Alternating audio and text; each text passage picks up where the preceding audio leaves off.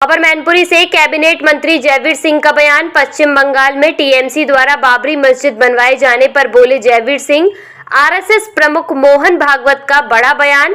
हिंदू खत्म हुए तो दुनिया खत्म हो जाएगी, जिस पर बोले जयवीर सिंह।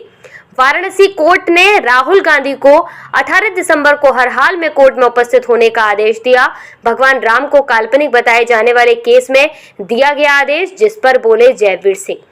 एसआईआर को लेकर लगातार विपक्ष द्वारा उठाए जा रहे सवाल पर बोले जयवीर सिंह।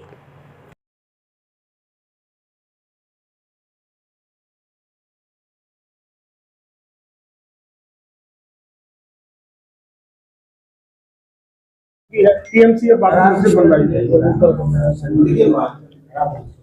चुनाव क्या क्या नहीं करा दे, ईश्वर ही मालिक है। वैसे भी ये जितने भी इंडी गठबंधन के लोग हैं, ये चुनाव जीतने के लिए, सत्ता पाने के लिए किस हद तक तुष्टिकरण पे जा सकते हैं, इसका अंदाजा इसी बात से हम ला सकते हैं जो आप कह रहे हैं। आरएसएस प्रमुख मोहन भागवत ने एक बड़ा बयान दिया है। उन्होंने कहा हिंदू खत्म हो जाएंगे तो भारत खत्म हो जाएगा। तो स्वाभाविक है, सनातन आधार है उस भारत का जो अखंड भारत हुआ करता था, जिसकी सीमाएं मुझे लगता है अफगानिस्तान से लेकर जो पुरानी इतिहास बताता है, वो अखंड भारत का स्वरूप, वो सनातनी भारत का स्वरूप था।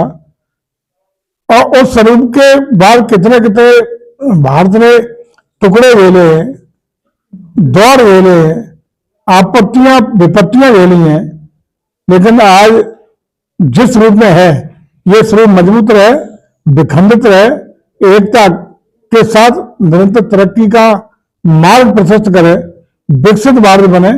ये मिलजुल के सबको करने का काम करना चाहिए, न कि जात वर्ग और धर्म पर आधारित राजनीति करके देश को छिन्न भिन्न और कमजोर करने का किसी भी दल, खासतौर से किसी भी राजनीतिक दल के द्वारा इस तरह का कोई भी होता है, जिससे भारत की अखंडता, एकता, मजबूती, विकास प्रभावित होता है, तो निश्चित रूप से वो बहुत ही गंभीर है और उसकी निंदा की जानी चाहिए। बनारस कोर्ट ने राहुल गांधी को 18 दिसंबर को कोर्ट में उपस्थित रहने के निर्देश दिए हैं, तो राम जी को काल्पनिक बताने वाले मामले को लेकर राहुल जी क्या हो, तो कांग्रेस ही राम जी को काल्पनिक बताती रही है।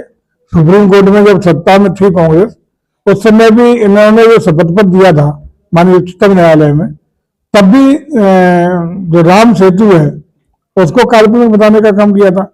तो ये तो उनके आचरण में, तुम कहते हो हिंदी गठबंधन का ही मुखिया तो है कांग्रेस, तो उनका आचरण, जो भी इसके दल हैं, वो धर्मनिरपेक्षता के नाम पर तुष्टिकरण का काम करते रहे। एसआईआर को लेकर के लगातार विपक्ष सवाल उठा रहा है, आरोप भी लगाए। पेट में दर्द है ना, मतलब बेईमानी रुक जाएगी, फर्जी वोट कट जाएंगे, जिस गलत वोटों के आधार पर परिणाम प्रभावित करने का प्रयास करते हैं, वो प्रयास विफल हो जाएंगे। एक पारदर्शी और निष्पक्ष मतदाता सूची बनाने का अगर भारत निर्वाचन आयोग का प्रयास कर रहा है, तो पेट में दर्द किसी को नहीं होना चाहिए। काहे का पेट में दर्द है? यदि उन्हें कोई आपत्ति है कि गलत हो रहा है, तो प्रामाणिक तथ्य में चुनाव आयोग खुद ही संज्ञान लेकर के उसको दुरुस्त कराने का काम करेगा। लेकिन औचित्यहीन, तथ्यहीन, प्रमाण रहित बातें लगातार करते हुए ये सुप्रीम कोर्ट तक गए। सुप्रीम कोर्ट में जो कोई राहत इन्हें नहीं मिली, तो उसके बाद फिर उन्होंने यात्रा शुरू की। यात्रा के बाद बार बार भारत निर्वाचन आयोग ने पूछा कि ऐसे प्रामाणिक कोई ठोस सबूत के साथ आप हमारे सामने आए, प्रस्तुत करें, तो निश्चित रूप से इस पर कार्रवाई करेंगे। लेकिन आज तक एक भी सब प्रमाण को तथ्य नहीं दे पाए। तो केवल और केवल वातावरण खराब करने के लिए, संवैधानिक संस्थाओं पर चोट पहुंचाने का, भारत निर्वाचन आयोग को क्षम खराब करने का ये असफल प्रयास कर रहे हैं। लेकिन जनता देश की तरफ जान रही है, समझ रही है, और मैं समझता हूं कि पारदर्शी मतदाता सूची राष्ट्र हित में आवश्यक है, और चुनाव किसी भी चुनाव की शुचिता, पारदर्शिता, गुणवत्ता और ईमानदारी के लिए बहुत ही महत्व आवश्यक है। हाई कोर्ट के जस्टिस हैं समीर जैन, उन्होंने आजम खान के करने से मना कर दिया। कोर्ट का निजी फैसला है, कहीं न कहीं वो नहीं उसमें इन्वॉल्व होना चाहते। तमाम मुकदमे होते हैं जिसमें अपने को अलग जो लोग कर लेते हैं, तो जो भी देश सुनेगी, हमेशा हिंदुस्तान की न्यायिक व्यवस्था दुनिया में सर्वश्रेष्ठ श्रेष्ठतम पारदर्शी गुणवत्ता सहित व्यवस्था है, जिसका उदाहरण पूरे दुनिया में बल्कि जो अन्य देश है उसका अनुसरण करने का काम करते हैं।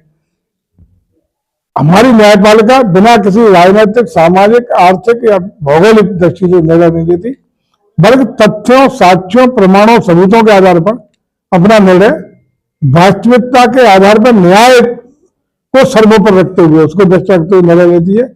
जो भी निर्णय माननीय न्यायालय का होता है, इसलिए कभी भी कोई सरकार, कोई भी व्यक्ति सामान्य तौर पर उससे टिप्पणी करने का काम नहीं करता है। धन्यवाद।